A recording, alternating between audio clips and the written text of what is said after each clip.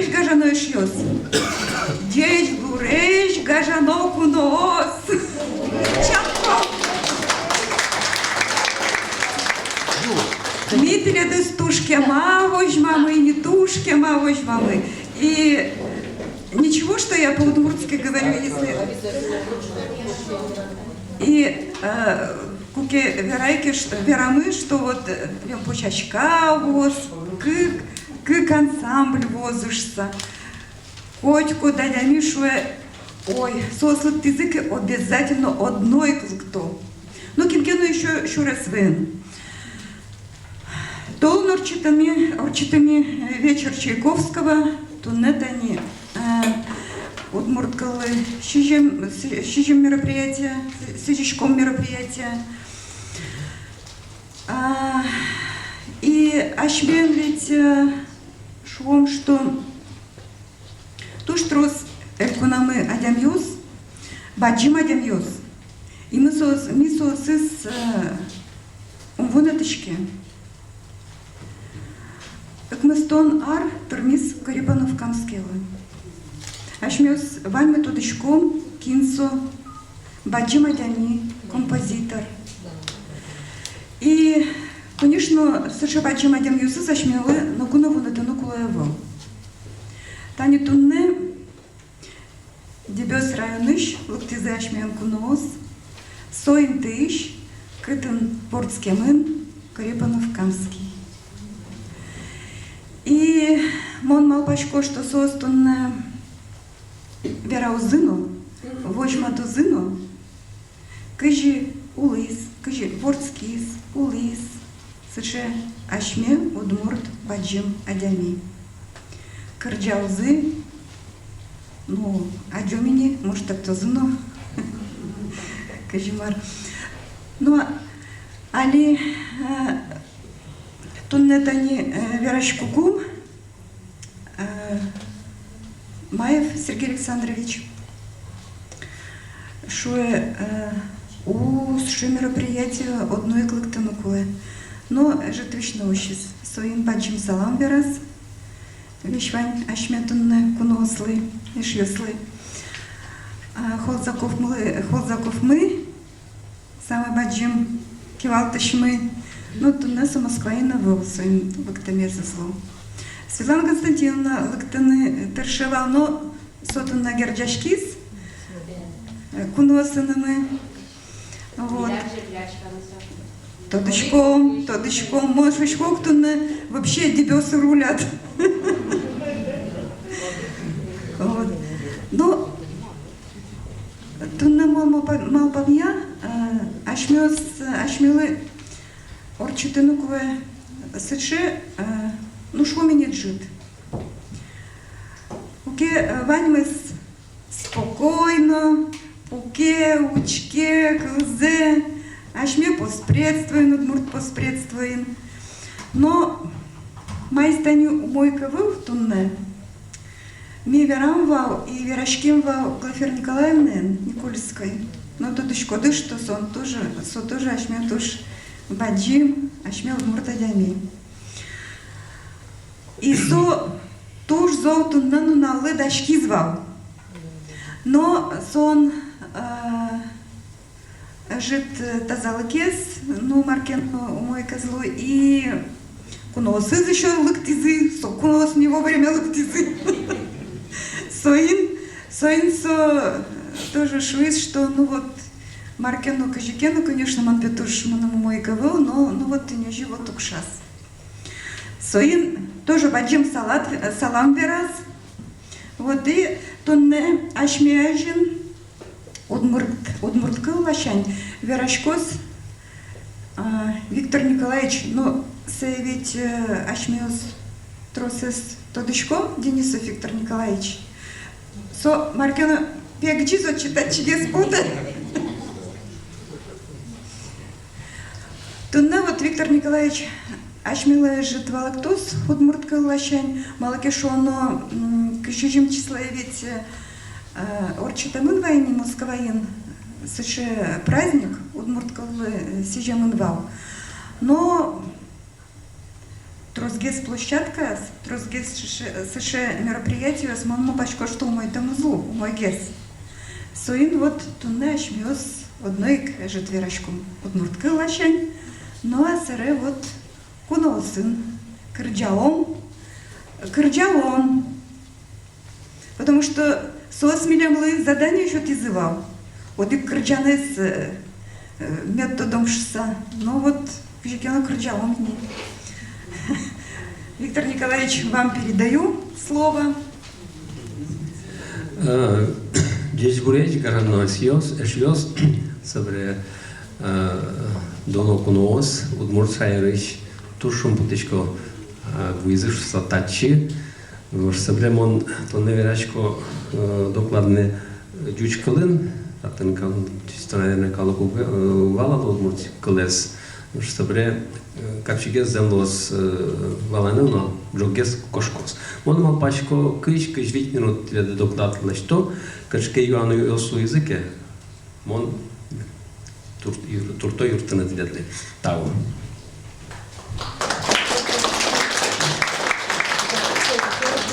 Значит, добрый день еще раз, уважаемые гости и наши уважаемые гости из нашей родной Удмуртии.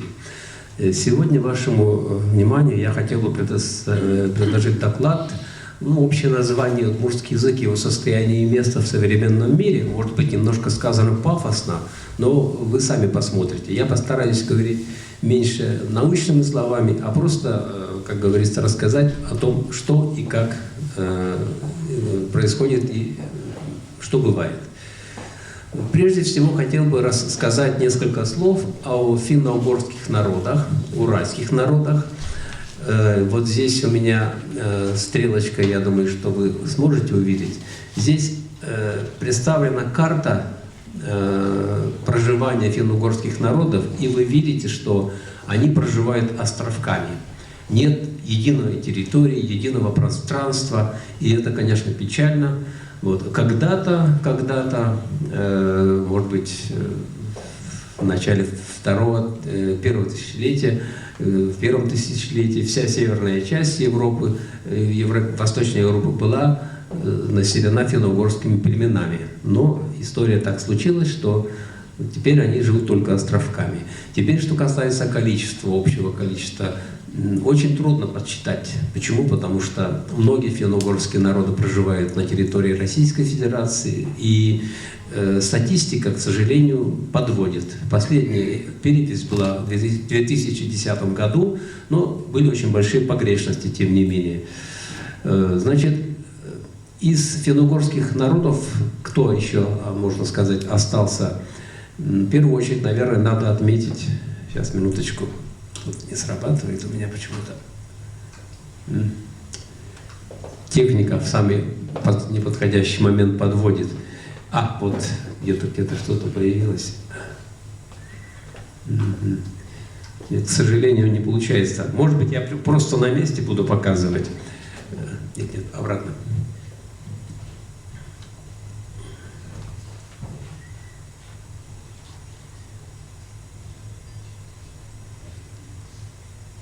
Вот здесь, на этой территории, маленький кусочек полуостров, здесь проживают небольшие остатки небольшого племени Ливы. Их практически уже не осталось. В настоящий момент на ливском языке разговаривает всего 10 человек. Но и то, это уже люди, выучившие язык на основе литературных данных. Здесь рядышком Эстония.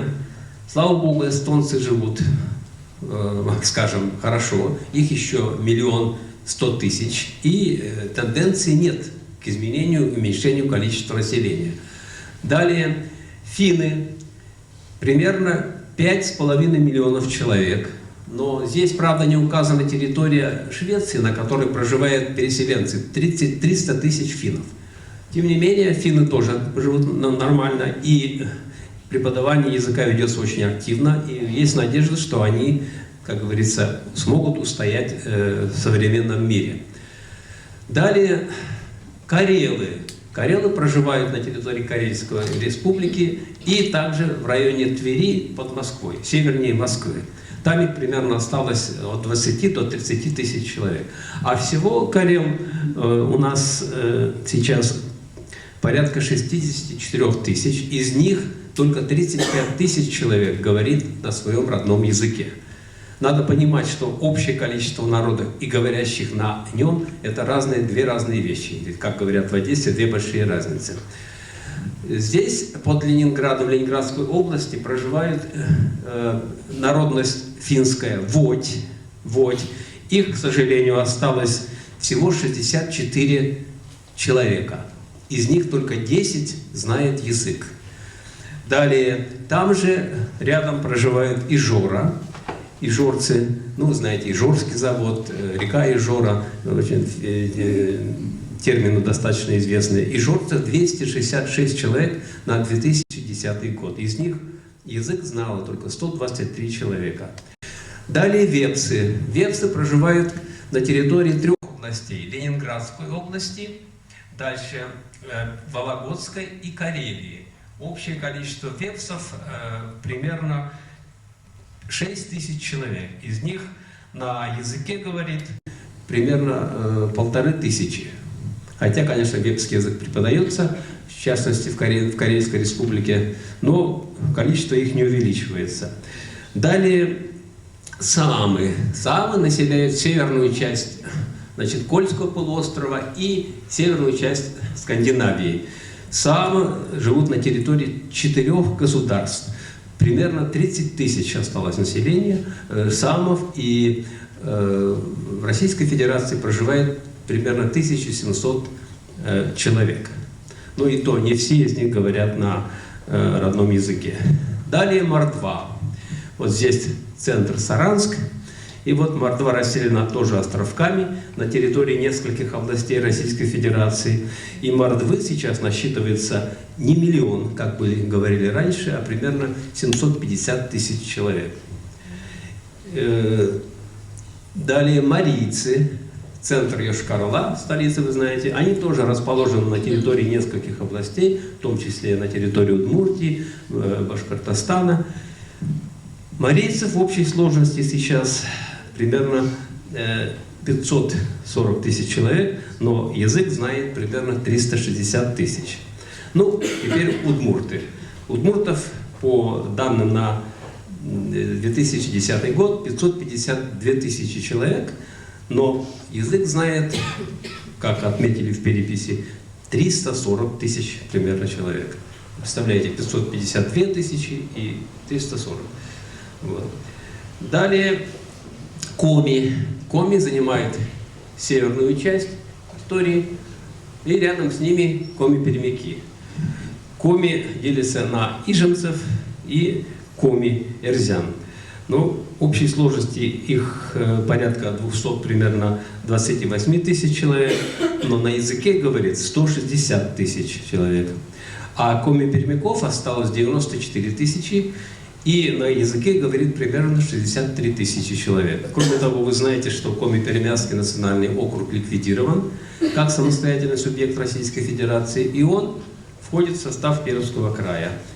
И теперь у нас остается сказать несколько слов о хантах, в которых 30 тысяч человек, они живут на территории Ханты-Мансийского автономного округа и Ямало-Ненецкого округа, и манси на территории, вот они проживают на территории Ханты-Мансийского автономного округа и Тюменской области. Их примерно 12 200 человек. И остаются венгры. Самая мощная, можно сказать, и многочисленная группа. Они расселены, вот вы видите, кусочек в Европе. После того, как они переселились с территории Южного Урала, примерно в 3, 4, 5 веке, то они заняли эти территории. Их в общей сложности примерно 14 миллионов человек. Из них на территории самой Венгрии проживает примерно 11 миллионов. Вот общая характеристика народов. Здесь еще представлены, видите, цветами, это самодийская группа, которая тоже входит в уральскую и близка к финно-угорским народам. Это энцы, это селькупы, это наганасаны. ну и сами немцы входят. Вот их территория проживания. Хотя они занимают обширные территории, но их количество просто мизерное, можно сказать. Энцев, селькупов. И язык, конечно, находится очень, как скажем так, в ужасающем положении. Еще пройдет немного времени, и они могут совсем исчезнуть с лица земли. Ну и теперь давайте перейдем непосредственно к удмуртскому языку.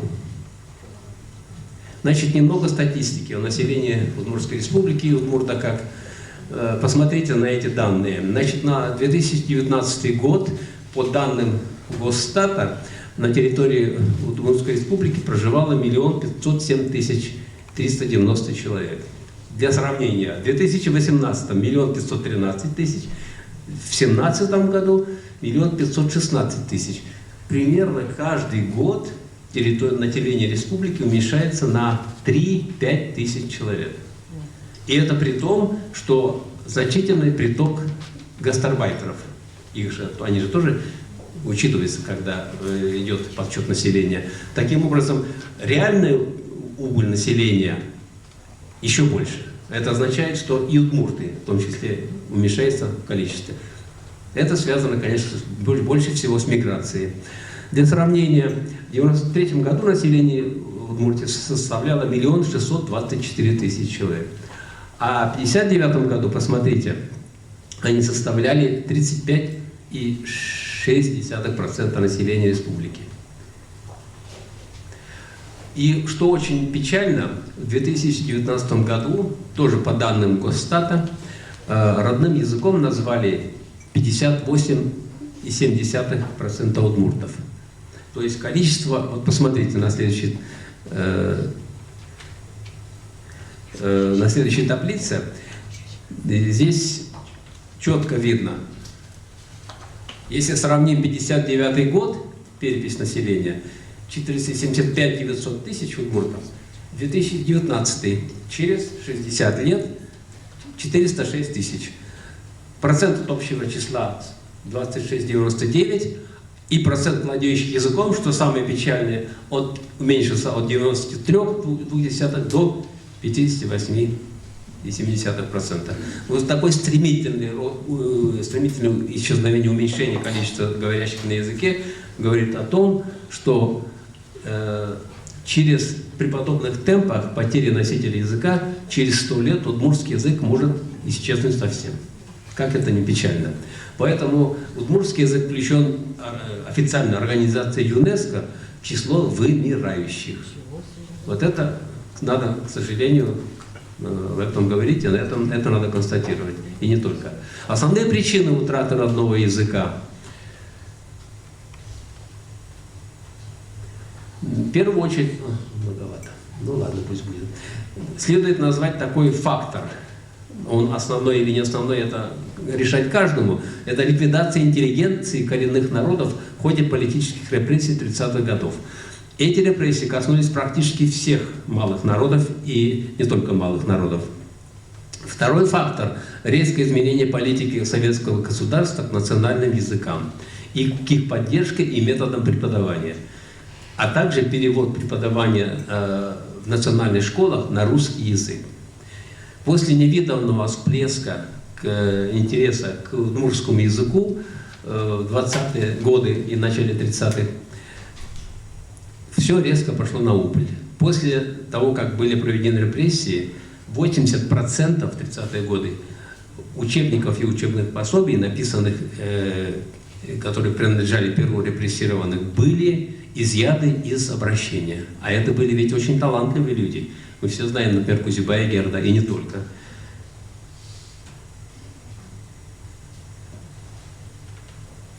Далее, для многих народов, особенно тех, кто расположен на севере, создание системы интернатов и использование русского языка для общения тоже стало губительным. Ведь в некоторых интернатах вообще запрещали говорить на русском языке. Когда их забирали из стойбищ, заселяли и поселяли в интернаты, и было запрещено говорить по-русски на родном языке. И не только, я скажу честно, не только в для кочевых народов. Вот я, например, родился в удмуртской деревне. До 6 лет я практически не говорил по-русски. Но когда мы пришли в школу, нам в классе, в село, нам в классе сказали, у нас не было удмуртского языка, хотя 60% школьников были удмуртами. Нам сразу учительница сказала, ни слова по-удмуртски. Если будете говорить на удмуртском, я вас буду ставить в угол. Ну, для школьника, первоклассника ставить в угол на посмешище всего класса, это было, конечно, подобно трагедии. Следующим, пожалуй, фактором можно назвать ликвидацию этнически гомогенной языковой среды в процессе укрупнения населенных пунктов и ликвидации так называемых неперспективных деревень. Это было примерно в 60-е и 70-е годы. Даже на примере своего вот района, я родился, значит, недалеко от Копков, села Копки Селтинского района, до 60-х годов было 25 примерно деревень и одно село, куст, потому что вокруг леса большие, и этот куст, вот 25 деревень. Сейчас осталось 4-5 неполноценных деревни и одно село. Народ, можно сказать, растворился. А во всех ведь деревнях говорили по-удмуртски. Далее, очень важно, конечно, то, что, к сожалению, родной язык в школе преподается факультативно. Фактически он служит только символическим целям. Для того, чтобы отчитаться, что у нас есть родной язык, что его изучают. Далее, слабое использование письменного языка в коммуникативных целях. Ну и в итоге потеря родного языка на устном уровне у молодого поколения. Вообще подсчитано, что если каждый год, вернее, если менее 30% говорит на одном языке молодежь, то язык ждет вымирания. Теперь немножечко из истории удмуртской школы. Надо сказать, что эта история имеет действительно богатую свою традицию. И оно было начато еще в конце XIX века, середины в конце XIX века, усилиями многих удмуртских просветителей, педагогов, ученых, литераторов, среди которых можно назвать Верещагина, Андреева, Васильева, и Михеева и многих других. Вот, конечно, многие из них, в частности Верещагин, например, был священнослужителем. Кстати, многие знают, что он служил в церкви в селе Бураново. И вот местные жители рассказывали такую историю, что во время гражданской войны, когда красногвардейские отряды ходили по деревням, селам и уничтожали, так сказать, контрреволюционный элемент, Верещагина тоже хотели расстрелять. Но он был настолько любим и уважаем односельчанами, что они его отстояли и прятали долгое время где-то от расправы. После февральской революции 17 года впервые был поднят вопрос о создании школы на родном языке. И этот вопрос стал предметом широкого обсуждения среди интеллигенции региональной и, естественно, удмуртских учителей. И предполагалось, что удмуртский язык будет изучаться от начального до высшего. То есть это был реально, действительно, шанс, что язык мог бы занять соответствующее место в государстве, в системе обучения, в первую очередь. После Октябрьской революции тоже одним из первых документов, который разработал Наркомпрос РСФСР, было постановление от 31 октября 2018 года о школах национальных меньшинств, в которых декларировалось право национальности на организацию обучения на родном языке от начального до высшего. То есть поначалу и советская власть это тоже поддерживала. А еще в 1926 году на 4-м Всероссийском съезде работников просвещения удмуртов была принята резолюция «Родной язык в удмуртской школе». И вот с этого момента, примерно с 27, 8, 9 года, начался, можно сказать, обратный ход. Вот посмотрите, в 20-е годы, значит, это было время активного развития учебного книгоиздания в Удмуртии. За 10 лет удмуртской автономии было издано 40 наименований учебников и учебных пособий общим тиражом 320 тысяч экземпляров. Это действительно очень много, но была и потребность. И в процессе разработки создания оригинальных учебников, конечно, участвовали выдающиеся деятели культуры, педагоги, литераторы, в том числе Герд Прокопьев, Ларионов, Ильин и многие-многие другие. Герд, например, вообще переводил многие учебники по геометрии, биологии, химии на удмуртский язык, не просто переводил, а старался их приспособить к местным условиям, к тому, чтобы дети, школьники удмурты, прямо осознавали, можно сказать, на месте, что такое биология, что такое геометрия. И они, конечно, были близки, доступны к пониманию удмуртских детей.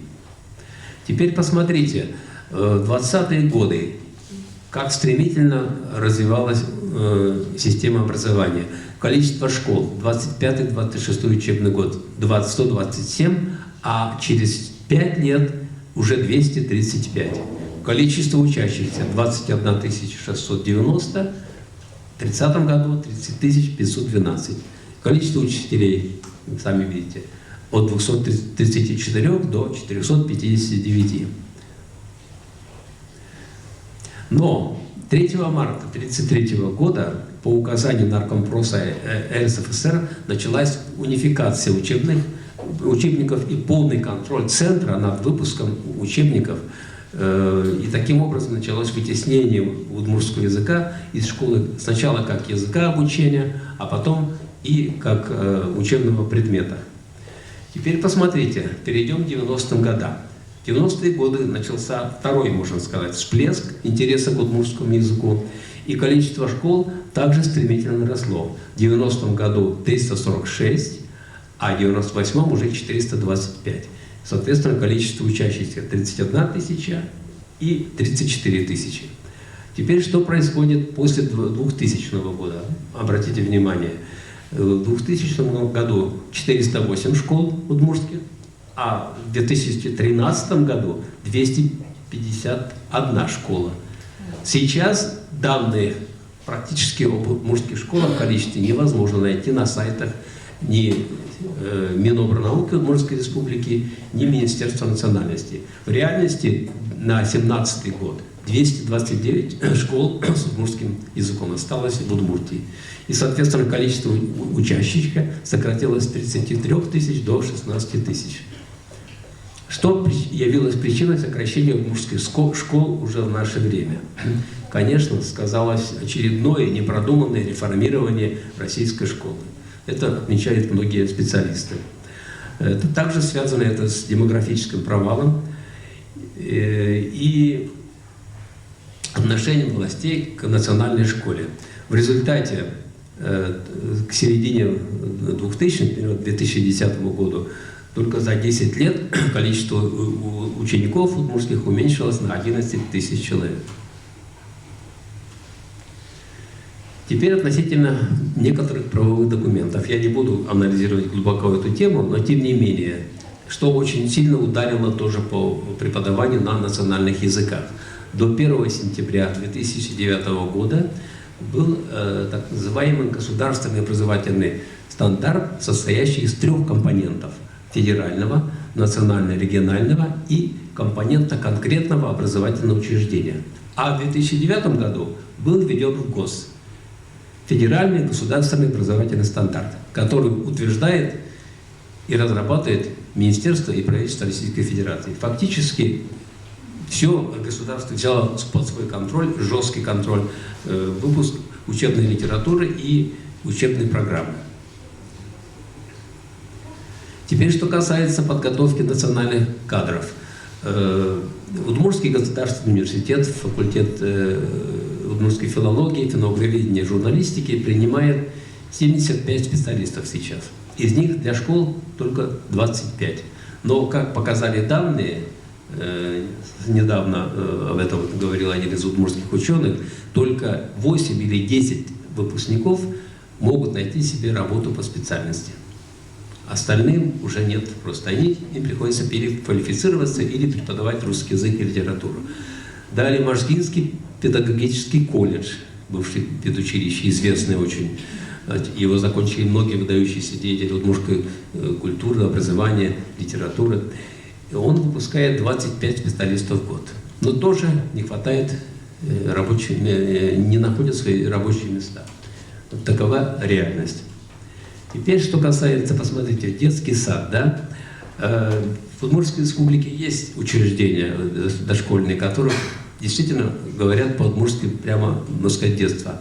Но нет ни в одном из этих детских садов полного погружения, программы полного погружения в язык, что дает максимальный эффект при обучении удмуртскому языку детей.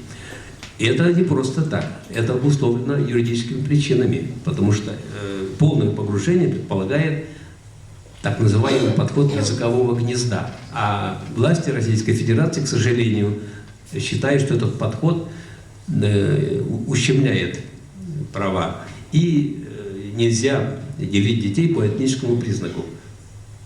Поэтому на дошкольном уровне нет учебных заведений, садов, предлагающих полное погружение.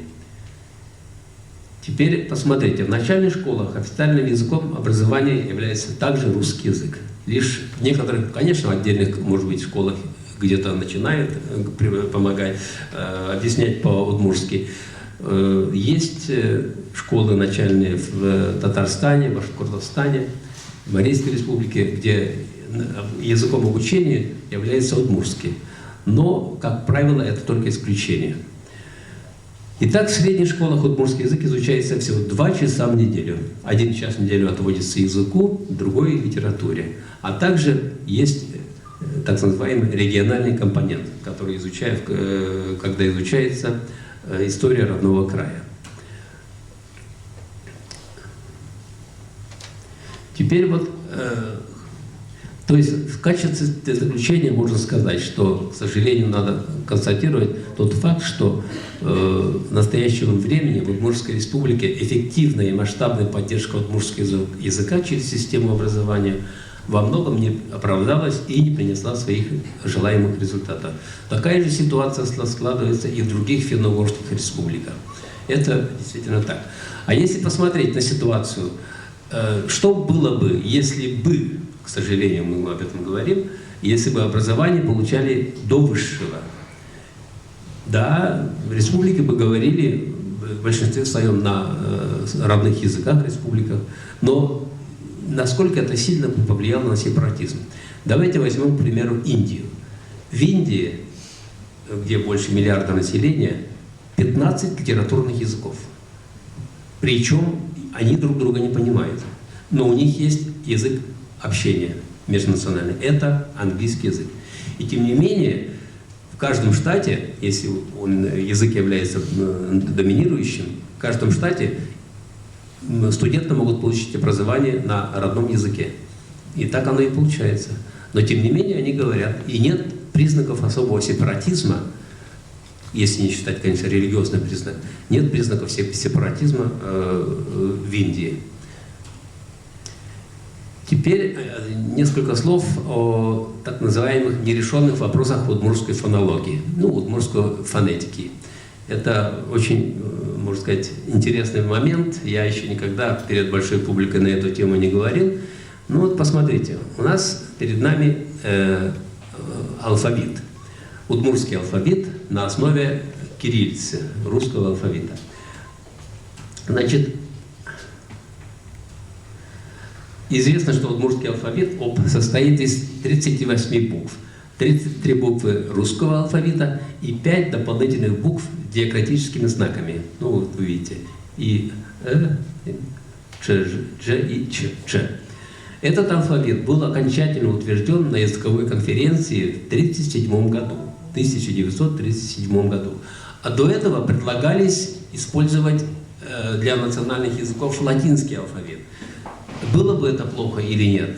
Вот на мой взгляд, для того, чтобы отобразить богатство фонетического русского языка, латинский алфавит больше бы подходил, как ни странно.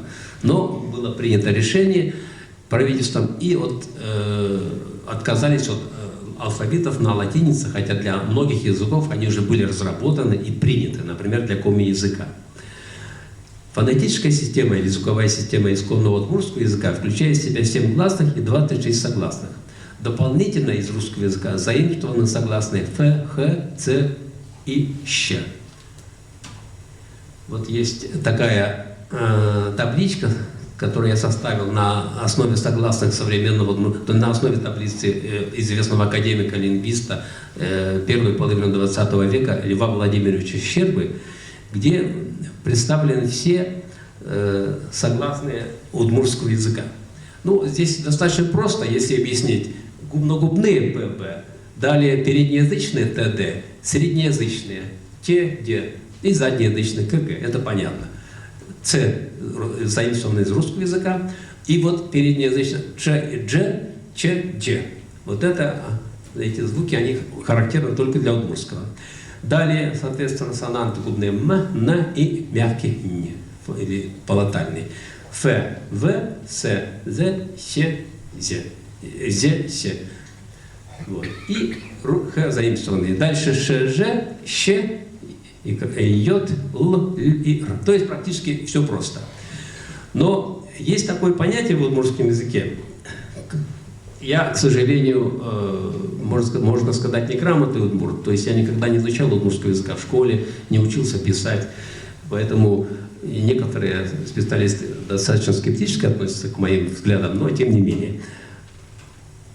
Значит, в современном удмуртском языке имеется незначительное количество слов, начинающихся с буквосочетания ку, куащ, куала, куака, куар, куас, куамын, куин.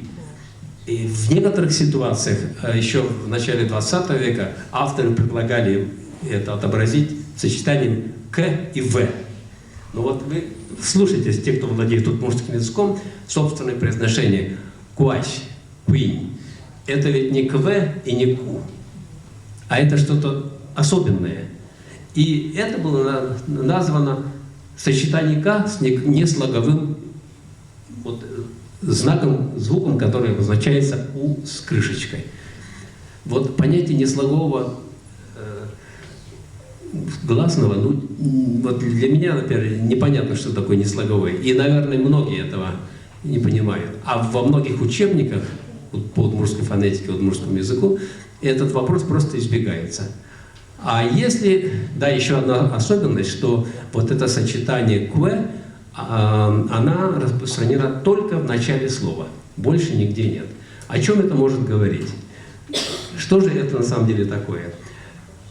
Возможно, что это единый специфический согласный реликт, оставшийся дошедший до нас от древнеудмуртского языка. Ведь есть же и в других языках тоже. Например, в английском que, queen, quite, в восточно-саамском, кильдинском диалекте саамского и осетинском. В частности, кильдинский, то есть саамский, это же родственный. Возможно, там он тоже сохранился. И не только, еще в ряде других языков. И в принципе, вот этот согласный сочетание, это звук «кэ» можно охарактеризовать как глухая лабиовелярная, то есть губная, двухфокусная фриката. А двухфокусная, то есть два фокуса образования. Задний «к» и «в», «кэ», «кэ». Но поскольку поток воздуха идет из гортани, из легких, сначала «к» произносится, а потом «в». Но это единый согласный «кэ». И мы не можем отделить это «к», «в», «куар», «кэ». Вот получается, что это африката, первый фокус заднеязычный, а второй фокус губной. И в принципе, если посмотреть, ему местечко в этой таблице именно вот здесь. Это заднеязычный согласный, но у него нет пары, как обычно глухая и звонкая. Просто поскольку это реликт, оставшийся от древнего языка, и, скорее всего, мы просто не хотим это признавать, не мы, а вернее ученые, которые могут за это ответить. И есть для него действительно местечко в этой таблице. Если с этой стороны подходить, то мне кажется, что система фонетики удмуртского языка наоборот только выиграет. Будет ясно, И каждый занимает, то есть каждый звук занимает свое место. Другой вопрос. А как это отобразить в графике? Какую букву придумать? Вот здесь без надстрочных знаков не обойтись. И мне кажется, что именно кириллица, кириллический алфавит, не очень подходит для того, чтобы отобразить все богатство звучания удмуртского языка. Ну, я не знаю, среди вас есть, наверное, дипломированные филологи, удмуртоведы. Вот что-то они скажут, может, раскритикуют меня. Я об этом однажды докладывал в Удмуртском университете. Вот. Был там Келемаков, такой известная личность, Валентин Келемакович. Фигура для многих студентов страшная. Если не пройдешь его, для технарей, говорят, сопромат самое страшное, а для удмуртов-филологов это Келемаков. Вот примерно так. Он на это не обратил внимания, сказал, это все ерунда. Ну, времени спорить особого не было. Он говорит, так вот, нет же минимальной пары, однако. Ну, не всегда же, если это реликт, почему должна быть минимальная пара? Но если поискать, кое-что можно найти. Например, квар и кар. Хотя бы элемент минимальной пары. Для реликтового согласного этого вполне достаточно. Вот то, что я хотел вам сегодня к своему докладу сказать. Значит, вопрос остается, какую букву использовать, если признать этот звук самостоятельным в удмуртском языке.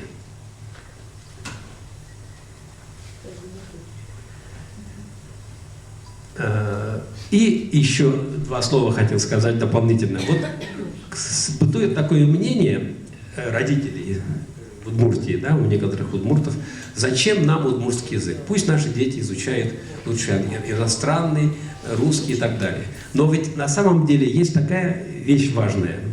Богатство фонетическое именно удмуртского языка позволяет ребенку гораздо легче освоить иностранные языки. Потому что с точки зрения артикуляции согласных, например, удмуртский язык очень близко подходит и к английскому, и к французскому, за исключением отдельных звуков. Многие русские имеют акцент на английском языке, а вот если удмурт говорит, хорошо изучит английский язык, он может избежать многих акцентов. Это с точки зрения фонетики. Что же касается грамматики. Богатство грамматики и необычность позволяет человеку, знающему удмуртский язык, очень легко освоить огромный мир языков тюркских. Их же огромное количество. И система грамматики, функционирования единиц примерно такой же, как и, скажем, финно-угорских языков. И таким образом, и на примере вот этого сложного, на этом примере сложной грамматики финно-угорской, в частности удмуртской, гораздо легче изучить грамматику английского или французского или немецкого языков. То есть на самом деле язык помогает осваивать следующий язык, а удмуртский особенно. Это как бы маленький аргумент в пользу того, почему не надо отказываться от изучения удмуртского языка. Ну вот, в принципе, я хотел вам именно это и сказать. Спасибо.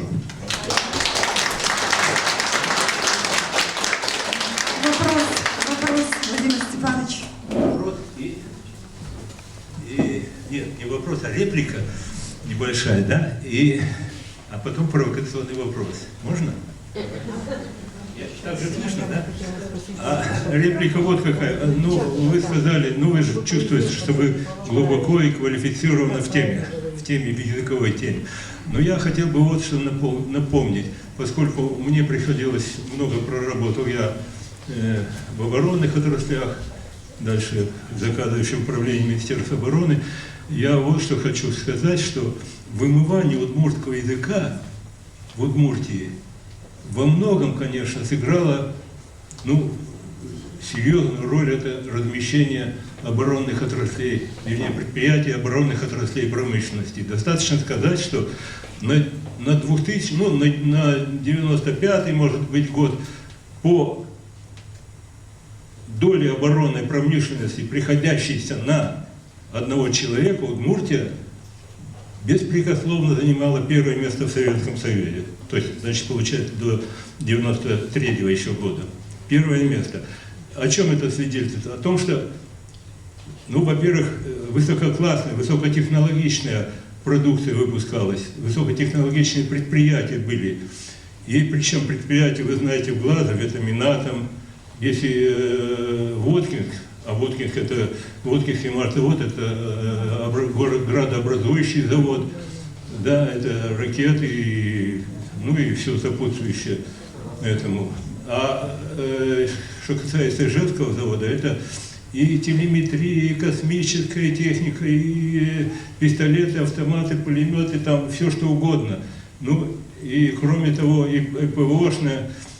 О чем это я хочу сказать, к чему я веду? Что вот эти предприятия, еще раз повторяю, высокотехнологичные, они требовали, конечно, специалистов различных отраслей. Естественно, что это не в Удмуртии готовились эти специалисты. Они были допустим, из Узбекистана, к примеру, из Ленинграда, из уральских предприятий, вузов. И естественно, что в этих условиях языком межнационального общения, а кроме того, эти предприятия же привлекали много из сельской, основных носителей удмуртского языка, то есть селян в свои ряды. Достаточно сказать, что, допустим, на Ижмаше в свое время работало 66 тысяч работающих. Это значит сколько? Это же тоже почти полуградообразующий завод. И вот это привело к тому, что языком межнационального общения, естественно, в этих условиях был русский язык. Кроме того, я еще хотел вот что сказать. Значит, ну все это в конечном итоге вот привело, естественно, к вымыванию, кроме тех причин, что Виктор Николаевич абсолютно справедливо перечислил. Ну вот это я хотел сказать, это реплика. Не буду занимать много времени, а вопрос такой, провокационный. Виктор Николаевич, ну вот вы про английский язык в Индии указали. Если английский язык шире взять, язык межнационального общения на нашей планете, международный, это английский язык. То есть происходит естественная ассимиляция. Ну, это и последствия колониальной политики, все прочее. У нас вот последствия, так сказать, размещения этих оборонных отраслей получилось вот это. Да? Поэтому больше всех пострадали. Допустим, какая-нибудь Марийская республика или Мордовская республика, Мордовия, Марийская республика, там в Саранске какой-нибудь этот самый ламповый завод и все. А у нас же, вот сколько, ну, к примеру, я говорю. Так я к чему веду? Ассимиляция, языковая ассимиляция, это же, вообще-то говоря, объективно и неостановимый процесс. Я не хочу быть националистом. Но надо ли останавливать или надо ли ускорять, наоборот, изучение национальных языков в республиках? Или, может быть, как бы сдержаннее к этому относиться? Я-то сторонник, кстати говоря, сохранения языка, потому что наш удмуртский язык, он отменный язык. Я, кстати говоря, даже иногда начинаю говорить, а вспомню, что вот это лучше по-удмуртски сказать, потому что по-русски вижу, что это как-то не так воспринимаешь. Все, спасибо. Да, спасибо. Да. То есть вопрос провокационный заключается в том, нужно ли сопротивляться глобализации, да? Понятно. Дело в том, что здесь нужно менять подходы. Подходы как на государственном уровне, так и на уровне менталитета каждого носителя языка. Вот я приведу вам такой пример европейский. Вот есть такой центр в Голландии, называется Меркат, центр изучения многоязычия и методов изучения языков малых меньшинств, народных меньшинств Европы. Так вот, этот центр провел исследования во многих странах Европы, и они на основе анализа своего исследования предложили Европейскому Союзу и Совету Европы, который управляет всем в Европе, составить программу обучения языков национальных наравне с государственными. То есть у нас получается, удмуртский язык признан как государственный. Да? Ведь это официально закреплено в Конституции и прочими документами. Но в реальности так или нет? 2 часа максимум и 5 часов в средней школе русского языка. Разница есть, плюс отношения. Естественно, часто заменяли уроки и так далее. Так вот, у них сейчас начинается процесс внедрения вот этих вот требований в тех национальных регионах, где есть языки национальные, признаны государственными, там язык должен преподаваться так же, как и основной государственный язык. И, например, вот в Фрисландии, это единственный регион в Нидерландах, где есть национальный язык, фрисский. Он признан наравне с голландским государственным языком. Там принята программа обучения на 3 языках. Одновременно должны знать английский, то есть, вернее, голландский, фрисский и английский. И одинаковые условия. Пока только 30% школ соответствует этому, но тем не менее эта программа принята. И вот я со временем изучу эту систему, и, возможно, в следующий раз, через год, может быть, в следующий раз на Дне удмуртского языка попробую выступить. И второе, я хотел вам сказать, что вот, наконец, вот этот центр «Меркатор» выпустил на русском языке мою книгу «Удмуртский язык в образовательной системе Удмуртской Республики Российской Федерации». Это уже есть на сайте. Именно к 27 ноября они ее уже опубликовали на своем сайте на русском языке. И там вся информация о системе преподавания, о часах, обо всем, о законах и правилах, там все есть. И я послал на сайт землячества ссылку, если кто-то хочет, можете мне писать, я вам прямо копию могу по электронной почте выслать. Вот все, что я вам хотел сказать. Я бы хотел одно уточнение, если возможно. У вас не указано, что есть подготовка национальных кадров в Глазовском государственном педагогическом институте. И это существенное, существенное. Я согласен. Да, там есть удмуртский язык, имеется в виду на факультете филологии. И еще на Дашфаке есть отдельная специальность, которая готовит специалистов со знанием удмуртского языка. Да, но ведь, и насколько мне помнится, в Глазове только для дошкольных учреждений. Нет.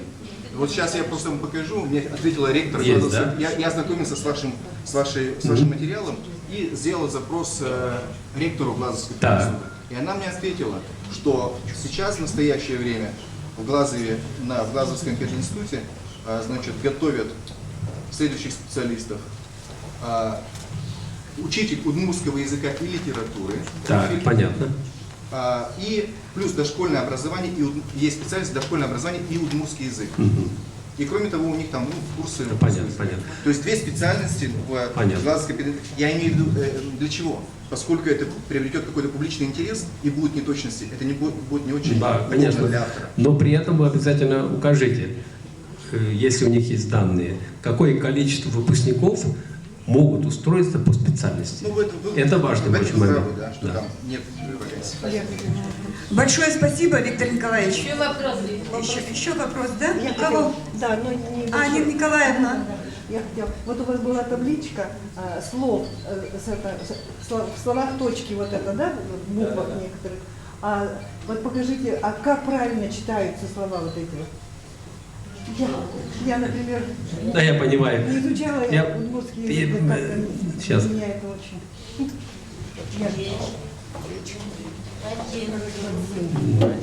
К сожалению, сейчас вот это. Вот эта табличка, да, вот как правильно читаются слова? Я это просто хотел привести пример того, насколько богат удмуртский язык с точки зрения звуков. И зная вот это вот...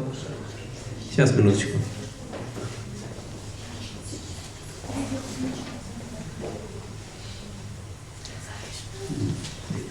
Следующий.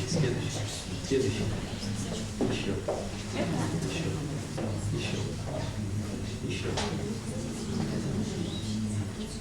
Вы это имели в виду, да. Это я просто как образец того, вот если попросить человека, носителя, скажем, русского языка, прочитать, даже если объяснить звучание каждой буквы и попросить его прочитать, для него вызывает это огромную трудность, потому что сочетания совершенно необычные. И они, вот именно вот привычка к произнесению вот этих сочетаний, они помогают при усвоении иностранного языка.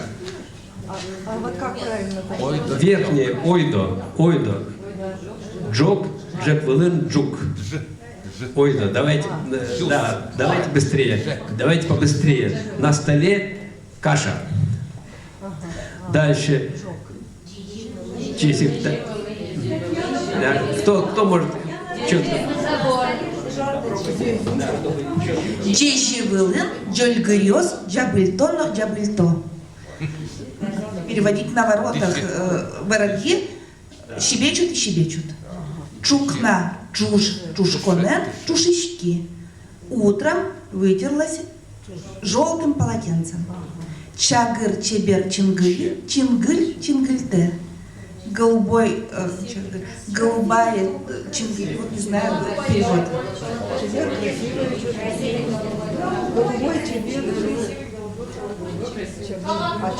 Ну и тут Кузьма. Вот если по-русски мы бы читали Кузьма, Сималы, Вось, Сяська Кузьма. Это на русском, да? А вот мурды. Кузьма, Сималы, Вось, Сяська Кузьма. Спасибо. То есть вы чувствуете, насколько богат и интересен с точки зрения звучания удмуртский язык. И на основании вот этой базы изучить иностранные языки, я вот по своему опыту могу сказать, никаких проблем не составляет. Особенно в фонетическом уровне. Там, Виктор Николаевич, Паджимдам, большое спасибо. Вот, пока Виктор Николаевич садится. Да, я сижу, я тоже не изучала удмуртский язык в школе. Но я на всю жизнь запомнила первое удмуртское стихотворение, я его до сих пор помню. Может быть, конечно, я на литературном языке не говорю. Но я, в принципе, я понимаю, я не знаю, как меня понимают, но луткечпи гебыр-гебыр, тет часа вакча кудыр, кубы стапящий сау, кочонезно ярасау.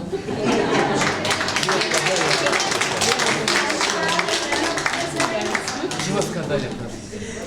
Ну, вообще, как бы вот завершая эту тему, наверное, надо еще раз подчеркнуть, что для нас, удмуртов, удмуртский язык, конечно, очень важен. Очень важен.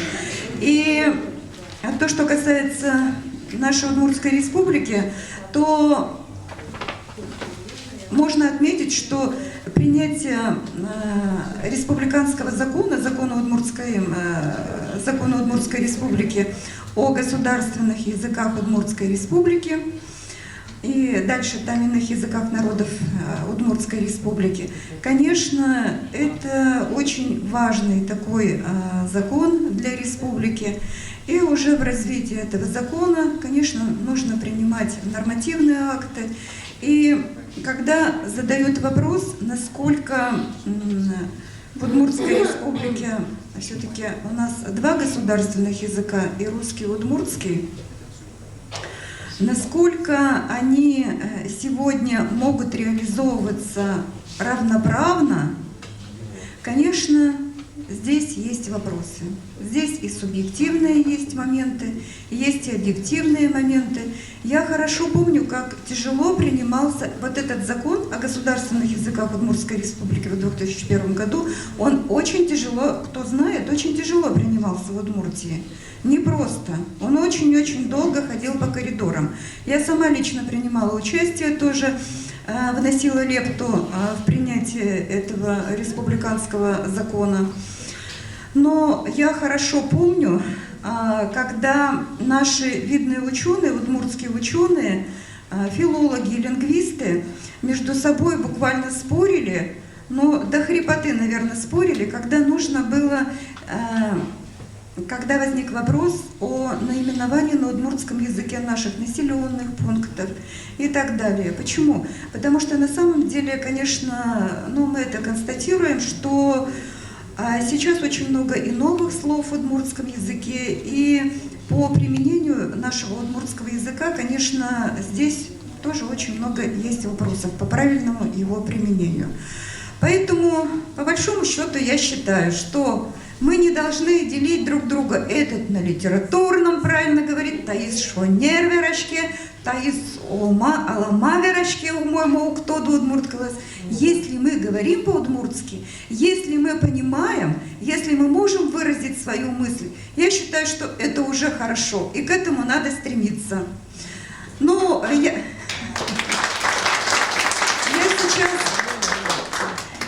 я Я сейчас передаю, значит, вот эту площадку нашим гостям. Лемпучашка Ускемаш дашини. Ну, ашмен чупчугурно дашини. Но единственное, что, значит, для того, чтобы я просто хочу попросить, для того, чтобы нам, нашим гостям, артистам свободно было выступать, мы их вот сюда, вот эту площадку им предоставим.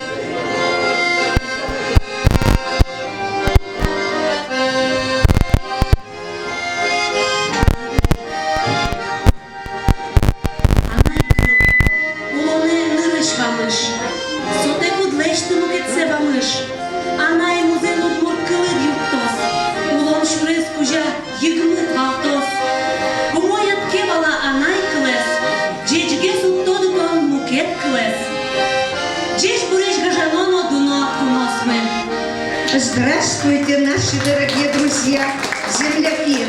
Родной язык, как первый в жизни шаг, без первого второго не бывать. Родной язык на всех земных путях, всегда с тобой, как и любящая мать. Начало разума, родной язык. Вот почему я с молоду привык благоговейно чтить родной язык.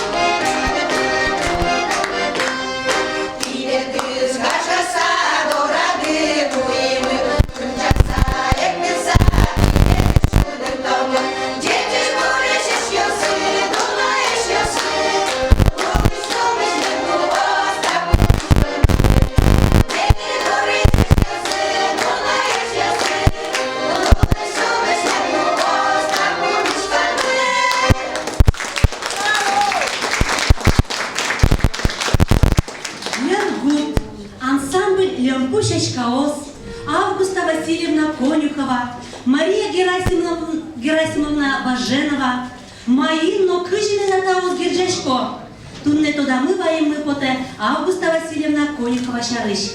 Родилась Августа Васильевна 24 ноября 1911 года в многодетной семье в одной небольшой, но очень красивой деревне Дебесского района Удмуртской республики в деревне Удмуртский Лем и прожила долгих 103 года в городе Ижевске.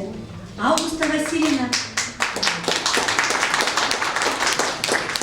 Васильевна Конюхова, автор учебников по удмуртскому языку, отличник народного просвещения РСФСР, заслуженный учитель Удмуртской АССР, отмечена большой серебряной и бронзовой медалями ВДНХ.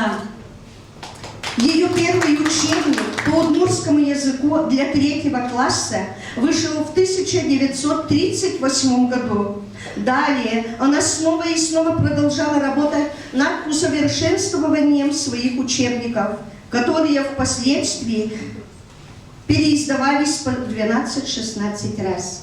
И сегодня мы, ее наследники, почитатели и хранители родного удмуртского языка, с гордостью и с большим уважением вспоминаем о ней.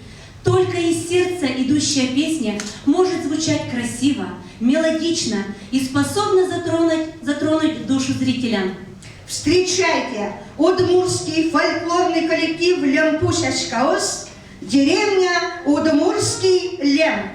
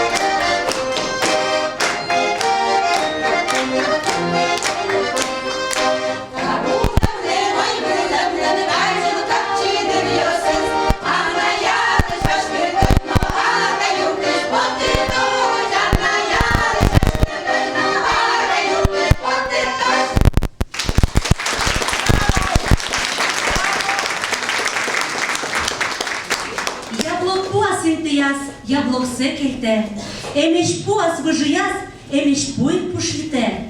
Ымышеме, кырджан веран, шулемезик вырджите.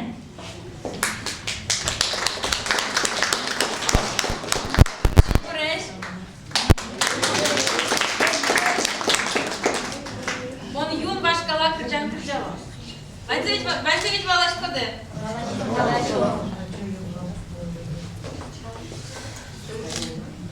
Солешоги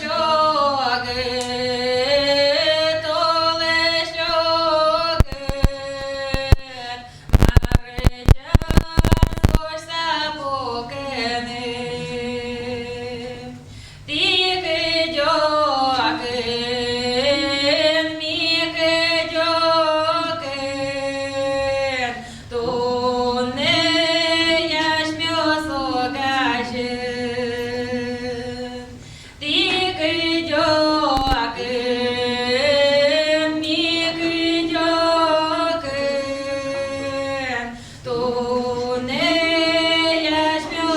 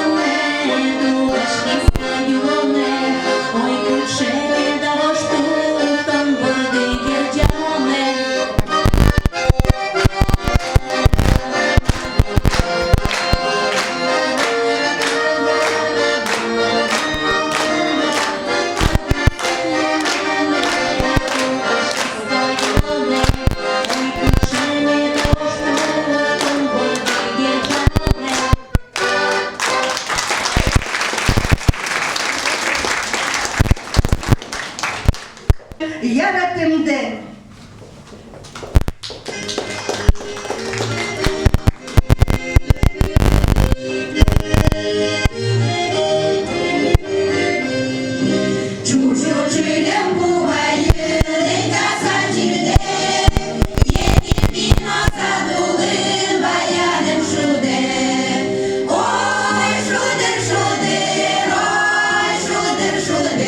Ой, шудер, шудер, баян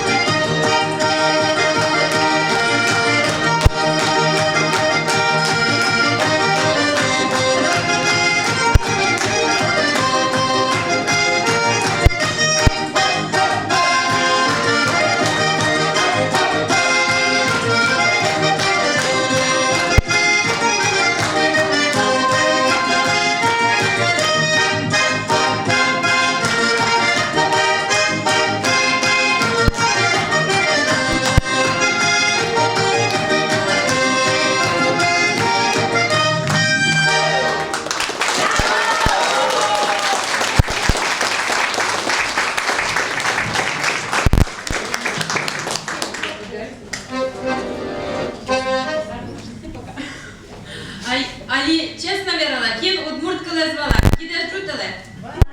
Ой, ну ладно. Вообще-то у нас вераме, потому что у нас Сибирь шурес вылын бордышкина, поэтому сурок уже верашкишко удмурткале, поэтому джучкале вераме подавал, но так веракусь мне доверил. Ладно, джучкале корова, я. Заметили ведь, наверное, что какой-то другой у меня костюм, да? Да. Я нашла его в экспедиции в Кетском районе. Кто-то есть с Кетского района? Откуда вы? Кулибинская страна. Я записывала бабушку, ездила раз 4-5 к ней, и она мне говорила, я уже дала в Москву костюм, мы уже все отдали. И вот пока я к ней ездила, записывала, она мне в конце-то концов говорит, ой, доченька, у меня есть костюм. И она мне рассказала, Виталина Васильевна, ее зовут, деревня Камышево. Этому костюму более 200 лет.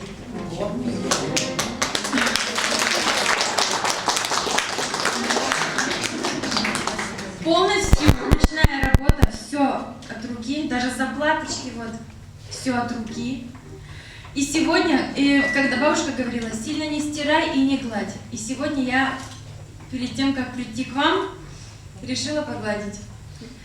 И я немножечко повредила ткань. Вот, поэтому они уже такие старые, что нужно их беречь, нельзя их часто стирать и гладить тем более, потому что ткань уже повреждается. Вот ему более 200 лет. Если ей уже под 90, конкретно точно не помню, то это у нее у бабушки.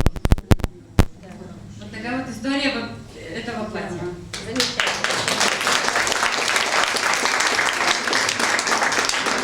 Ну сейчас он кричала.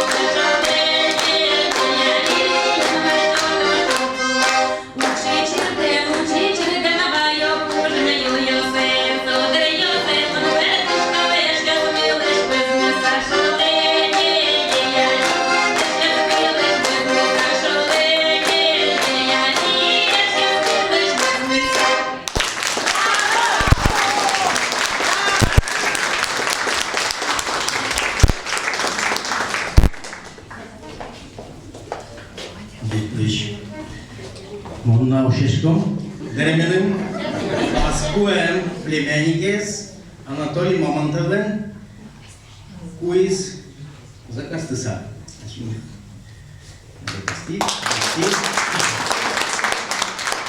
Ну, они булом чупчи дуре.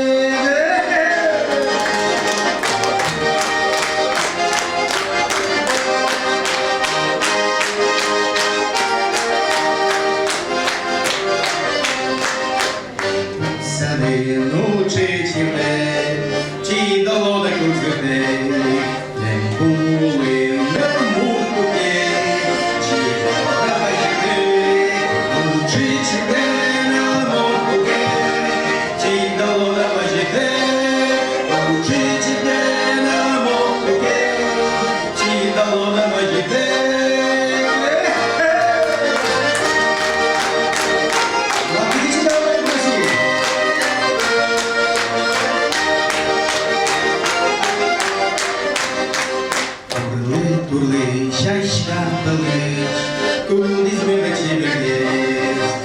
Сочі бернил йос пилич, кудись милос погес. Сочі бернил йос пилич, кудись милос погес. Сочі бернил йос пилич, кудись милос погес.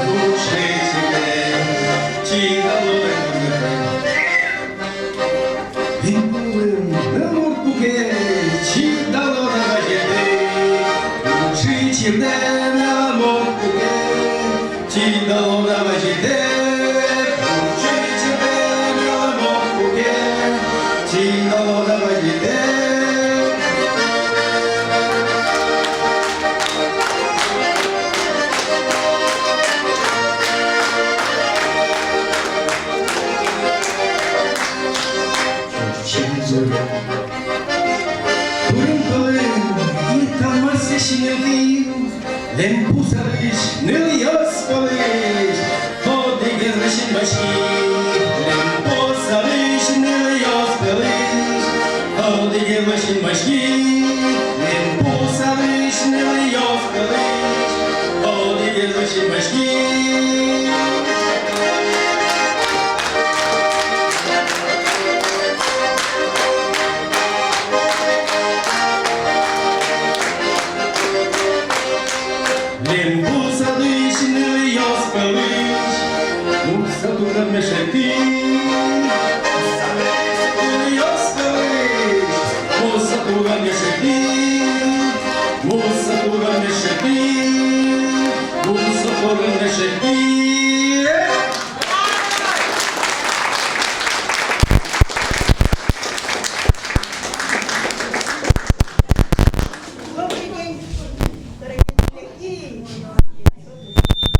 Добрый день, дорогие земляки. Что-то не работает. Хорошо. Очень отрадно сегодня видеть знакомые лица. Так здорово, что вы собрались. Знаете, я вам посвящу песню. Она веселая, но у нас есть в деревне Большой Зетым. Может, что-то есть с Большого Зетыма? Вот.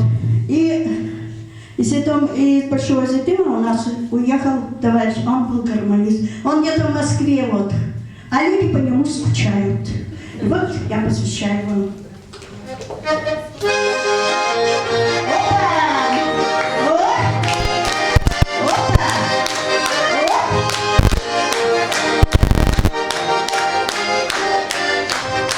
В моем саду сирень цветет, а за рекой гармонь поет.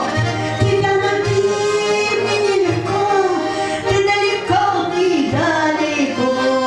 Тебя найти мне нелегко, ты далеко, ты далеко. Уехал ты в далекий край, письмо скорей не присылай. Скажи мне, любишь или нет? Я жду ответа. Вот так бывает.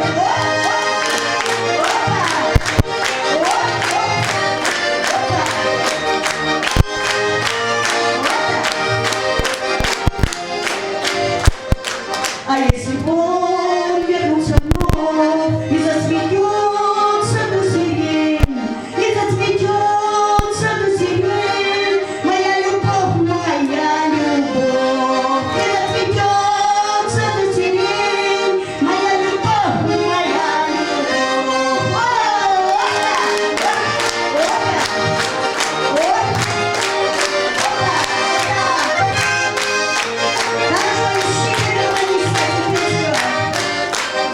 В моем саду сирень цветет, а за рекой гармонь поет. Тебя найти мне нелегко, ты далеко, ты далеко.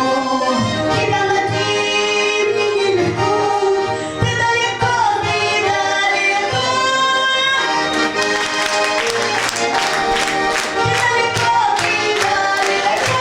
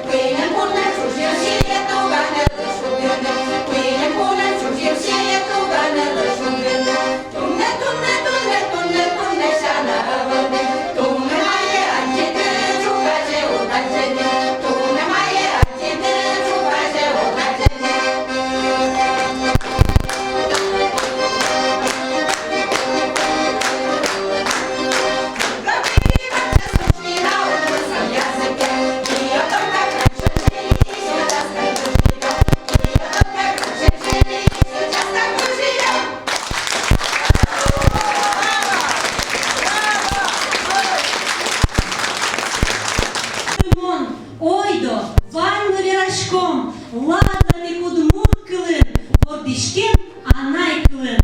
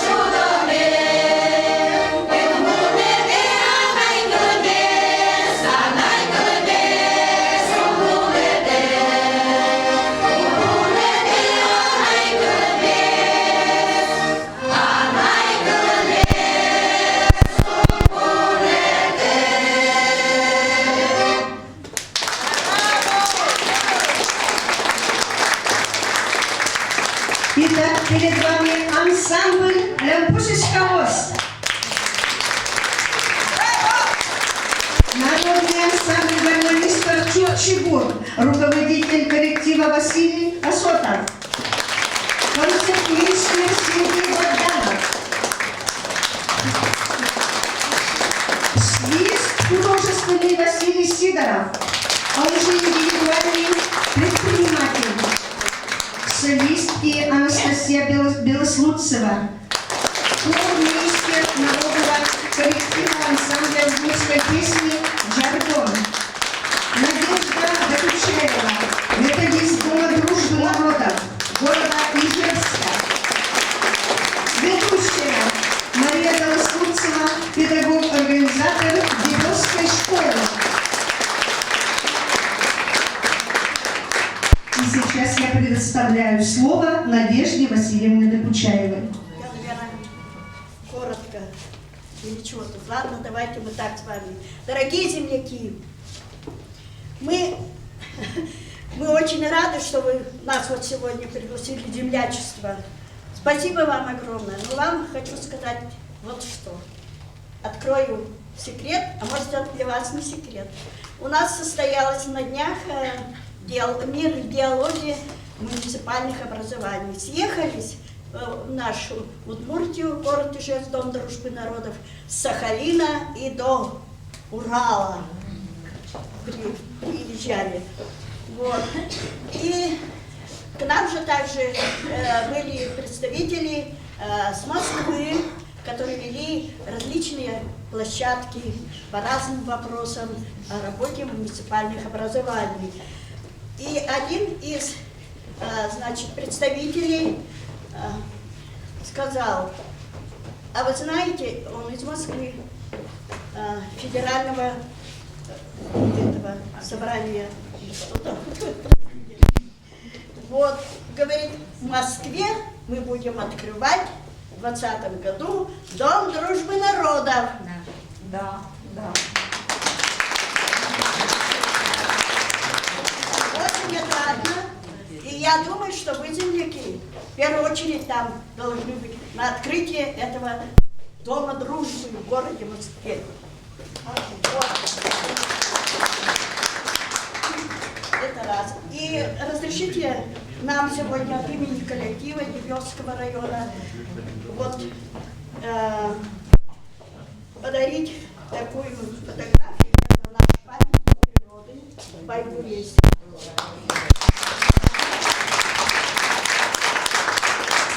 Он знаменитый, приезжайте, не пожалеете. И эту вот фотографию мы сегодня дарим Викторовне.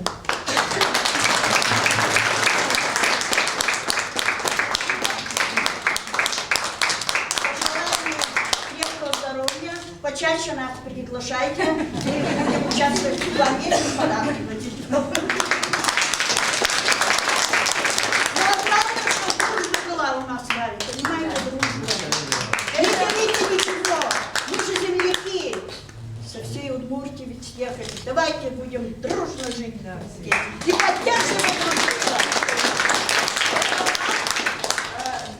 землячества. Наш первый для землячества подарок от Дебесского района. Спасибо.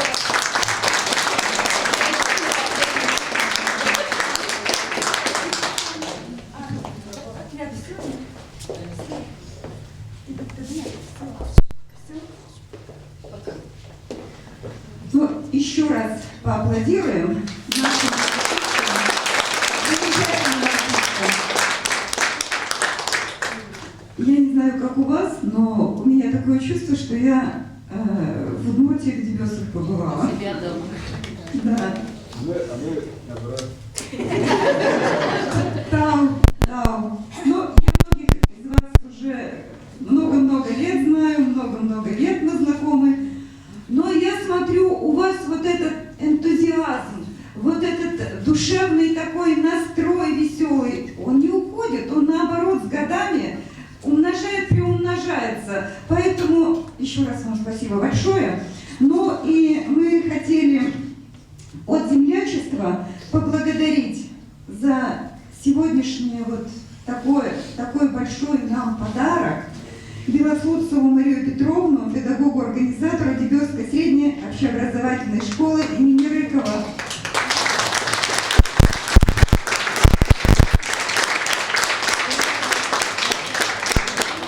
Сидорову Василия Вениаминовича за содействие сохранению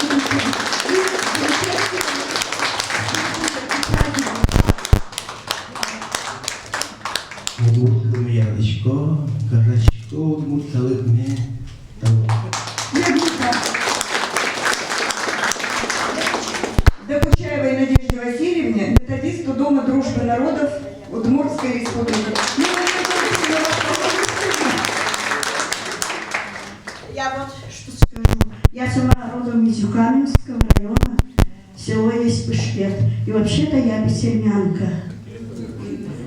А вроде понимаю, а говорить не могу. Так что ж, простите, но что если меня касается что-то, я все понимаю.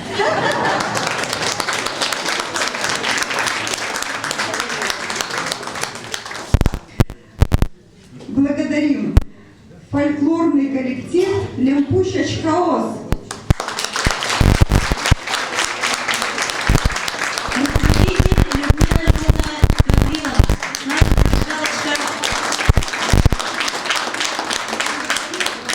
Народный коллектив ансамбля гармонистов Чукчебур, художественный руководитель Асотов Василий Всеволодович, аккомпаниатор Богданов Сергей Петрович.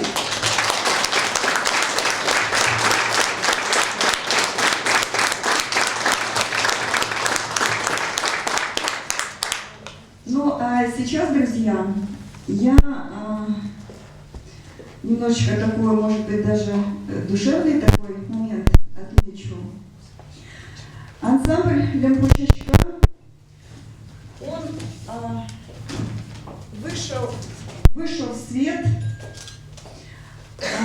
по одному очень большому мероприятию, которое состоялось в Москве. И первый раз попали на это мероприятие Лемпущачка, а оно называлось «Битва хоров». То есть они начали вот с этого момента.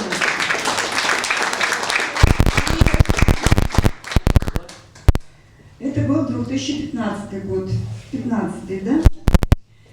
И способствовало прежде всего выходу этого ансамбля и участию в этом мероприятии одна очень замечательная женщина, которую, ну я тоже ее уже, получается, много лет знаю, и мы сегодня ее пригласили на это наше мероприятие. И я смотрю, когда Лемпущач-Хаос выступали, я не вижу там сзади, значит, дверь, и смотрю, они стали улыбаться. Оказывается, они сразу увидели, узнали, что сегодня пришла к ним любимая, наверное, женщина. Это Маркова Ольга Владимировна.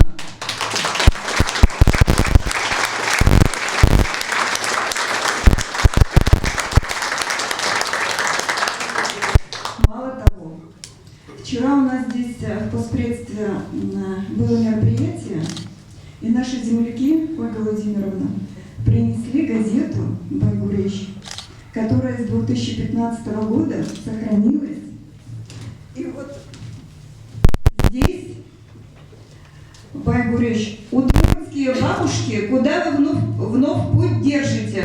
В Москву на битву хоров. То есть вот...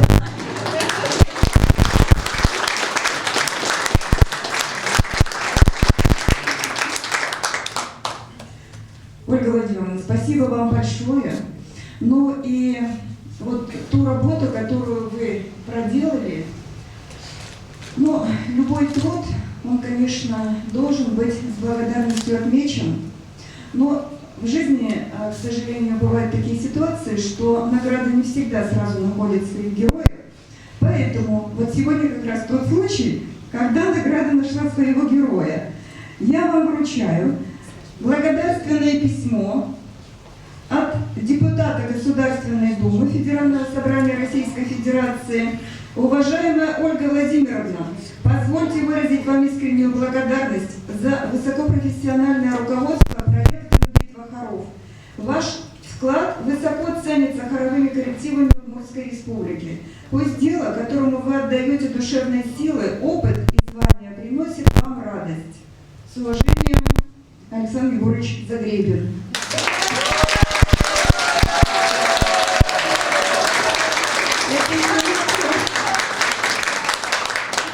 Но мы не можем удмуртское землячество, Ольга Владимировна, тоже не поблагодарить вас, но это просто вот. Ну, конечно, я не знаю, надо ее когда-нибудь Удмуртия в общем, тебе надо русский показать. Так. Ольга Владимировна, благодарность вам от Удмуртского землячества. Спасибо большое. Спасибо большое. Вы знаете, я когда зашла, у меня слезы на глаза навернулись, ком горло пускается. Так давно мы с вами не видели. Я тоже смотрю, слезы на глаза. Я так рада вас всех видеть, мне даже хочется вас потрогать. Можно?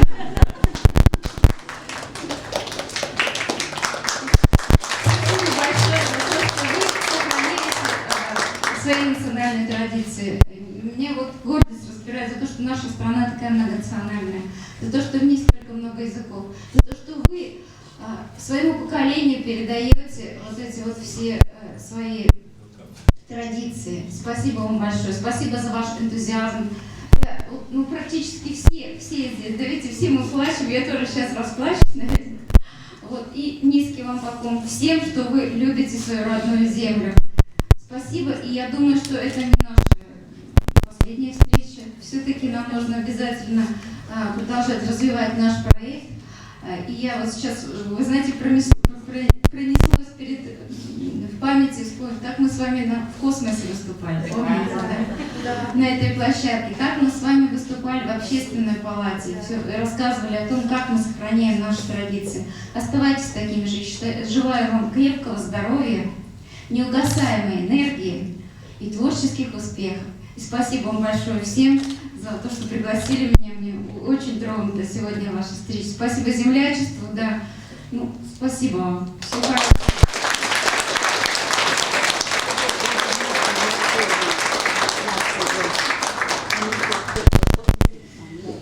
И еще, пока, как говорится, все при памяти. Я, кстати, извиняюсь, я Ольгу Владимировну не представила.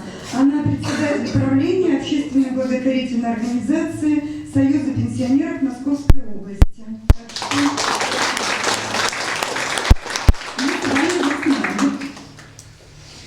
Ну и в завершение я все-таки еще раз хотела бы, конечно, сказать двум коллективам большое спасибо. Но Медведу Стужьярочку. Вот. И особо вот за сегодняшнее мероприятие, то, что сегодня вот оно прошло практически, я хотела бы поблагодарить нашего члена землячества, это Чуркова Светлана Васильевна.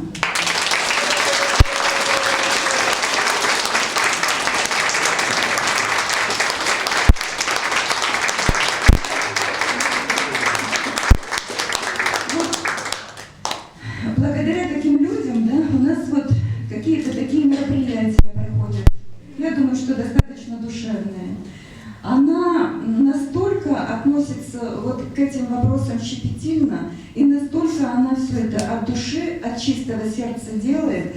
Поэтому вот таких людей хочется просто, ну, чтобы их больше и больше было. И рядом с нами, и вокруг. Ну и спасибо всем членам правления землячества, ну и, соответственно, всем нашим землякам, которые всегда откликаются, приходят, и мы вместе идем по московской земле, не забывая наши удмуртские корни, наши удмуртские традиции, наши удмуртские обычаи. Ну а сейчас я еще хочу предоставить слово нашему земляку, как он пройдет, да. Сергей Михайлович Бабинцев.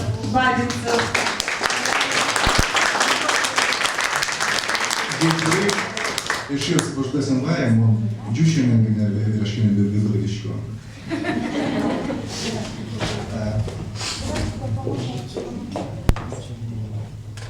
Я бы хотел рассказать о новой традиции, которую мы пытаемся заложить в нашей удмуртской культуре. Всем известно, что самое узнаваемое женское украшение, чертывещ, отражает наш удмуртский женский костюм. Маниста создавалась ранее в разных целях, да, как сохранение капитала семьи и как демонстрация благосостояния рода, которому ты принадлежишь. И маниста изготавливалась из разных серебряных монет, но это главным образом Российской империи и других монет. Но никогда за историю удмуртского народа мы не изготавливали маниста из монет с удмуртской символикой. И вот мы учредили такой проект, он называется «Удмурт монет». И уже 3 монеты выпустили с удмуртской символикой. И сегодня я бы хотел от себя лично и от удмуртского землячества всем вам, уважаемые наши гости, наши земляки, подарить такую монету. Смысл традиции в чем состоит? На самом деле маниста может быть отражением биографии каждой женщины, каждой девушки. Мужчина должен дарить на рождение дочери, на день рождения, на какую-то знаменательную дату, на юбилей. Вот такую монету с удмуртской символикой, с удмуртским орнаментом, с удмуртскими надписями. И в течение своей жизни эта женщина, девушка, она создает свое индивидуальное маниста, и каждая монета ей дорога. Каждая монета – это воспоминание о том, какое событие эта монета олицетворяет, какое событие она отражает. Поэтому, уважаемые, пожалуйста, примите с благодарностью за ваше выступление вот эти монеты. Они изготовлены из мельхиора. В них можно проделать отверстия. И, собственно, пусть хотя бы в каждом удмуртском чертовещ будет хотя бы одна удмуртская монета. Это не кондом, да? Это сувенирная монета. Этим в магазине расплачиваться нельзя. Вот эта монета к столетию государственности Удмуртии 100 рублей, щу монет. То есть 100 рублей, щу монет.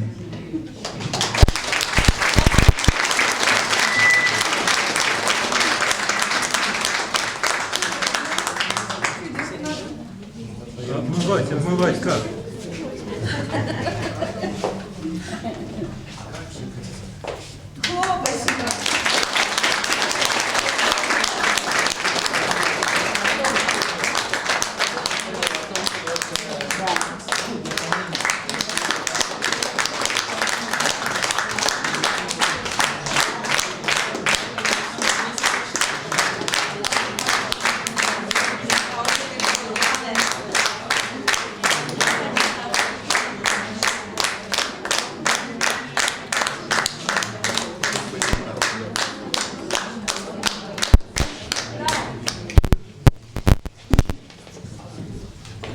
Уважаемые дорогие Родионов, Валерий Александрович, я вас приглашаю сюда. И Ольга Владимировна, я знаю, вы, Ольга Владимировна, а любите вот такие куклы? И нет, это сшила моя сестра, это кукла ручной работы. И мы от коллектива и от всех мы вас благодарим за такую огромную работу, труд и дарим такую куклу. Она отличная.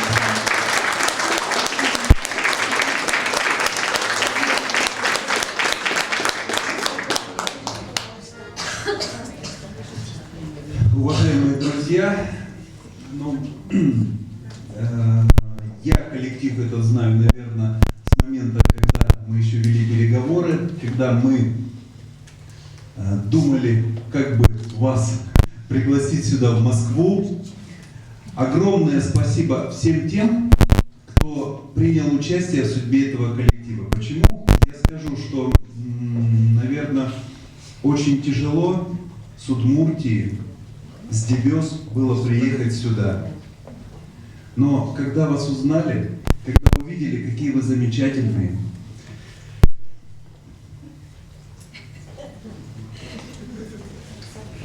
просто давно уже не видел, соскучился.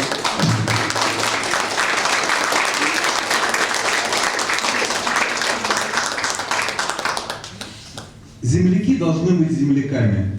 И я думаю, что ваш коллектив в лице всех присутствующих, в лице тех, кто сегодня не смог присутствовать, еще делает только первые шаги.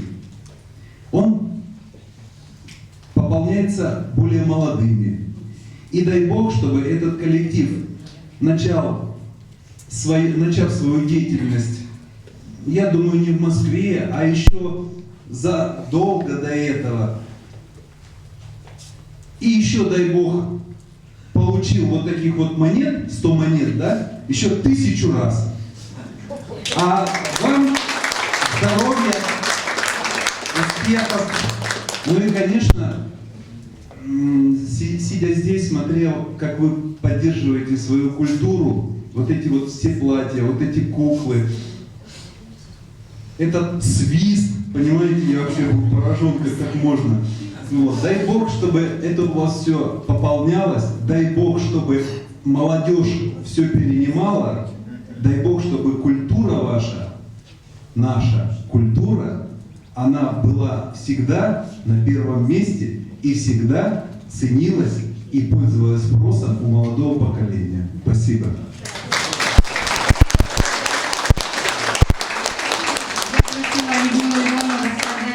Валерия Александровича, про Ольгу Владимировну рассказали. Знаете, на битву Хором мы ездили 3 раза. Или 4. Не помню уже. В общем, сегодня мы приехали в Москву 9-й раз. Уже выступать. И вот когда мы участвовали на битве Хоров, вы бы видели, какой у нас Валерий Александрович был.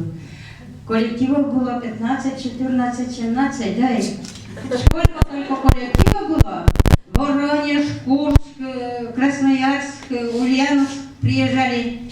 И знаете, Валерий Александрович прощается после битвы Хоров. Должен ругаться, кому первое место дали, второе, третье место. А он всех обнимает, целует и слезы.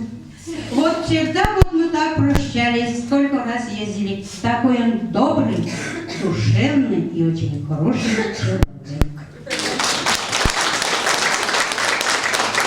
Будьте такими всегда.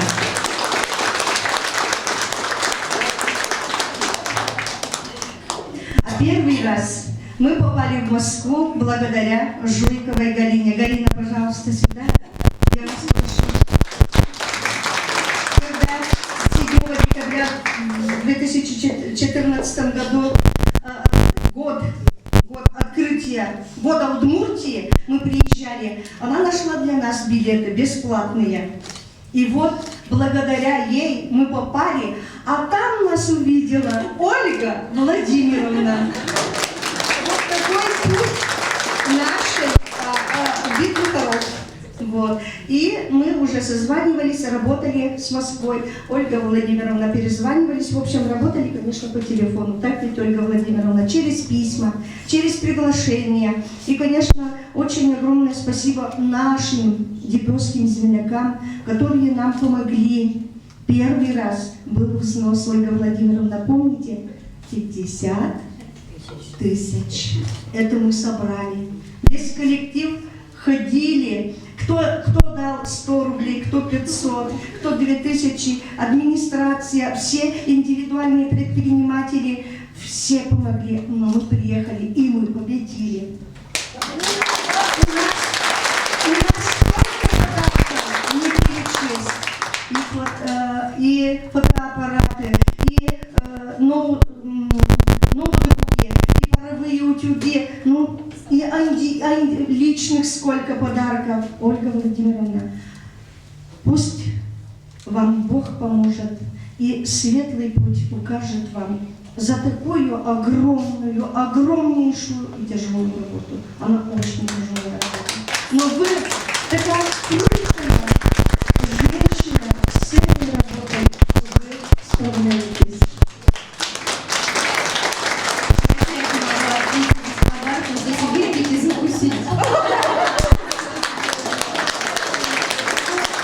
Вы ешьте с нами, мы вас не слышим.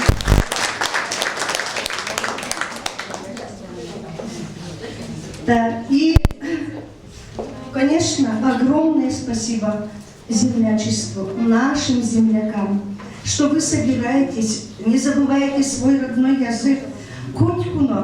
Котькуно пеналюстылы, котькатын носос медлозы, методозы асселеш выжизес. Метсос джутчамен верашкозы, алитушносыз верашко джутчамен. Но методозы, что сослен чужи выжизы, котькуно потемен удмурт йоспалес. И котькуно юрдес джуте, что юрдмурт йос. Многуно юрдес улманин лежи. Ми кот макаличко, ми бгатичко мужане, ми бгатичко музеем был мужане. И сопунна улонон не вылын, огогдес гажаса, огогдес валаса. И методичко модилятатын вань общество герб и землячество. Котькуно тупаса мужане. Ванды одик ардимне.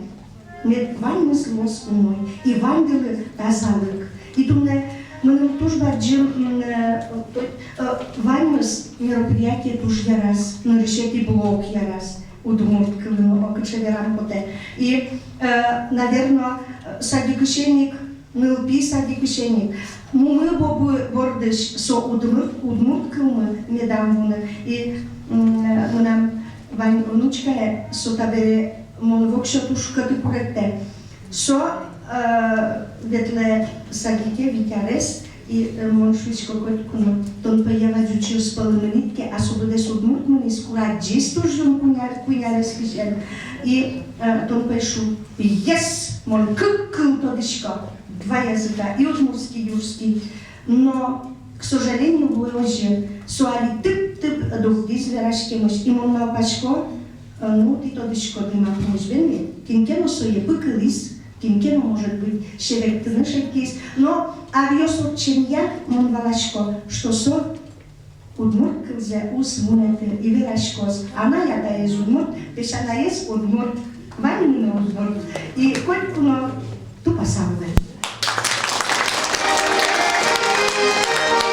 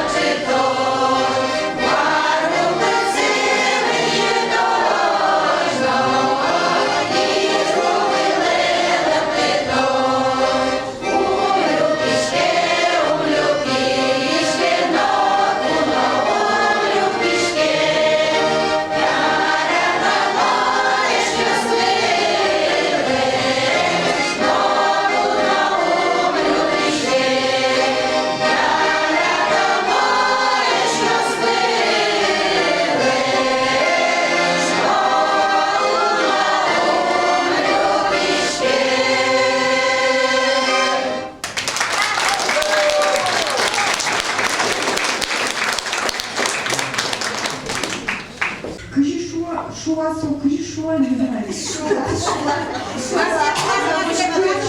Я Наверное, у меня уже Арлдиос был и не подсказки.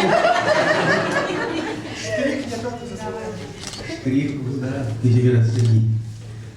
Штрих уже опять ложь надо. Пока дырвань шламойся.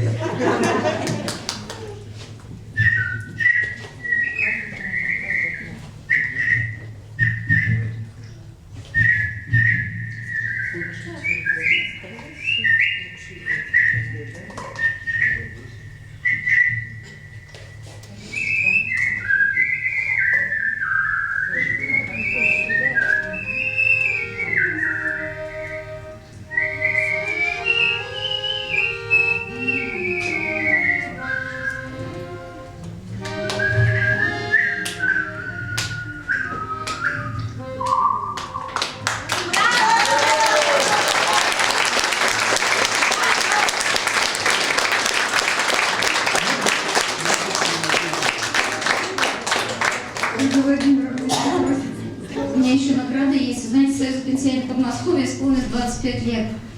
И я как руководитель хотела бы наградить Светлану Чуркову за то, что вы нас связываете много лет. Пожалуйста, примите награду в честь 25 лет.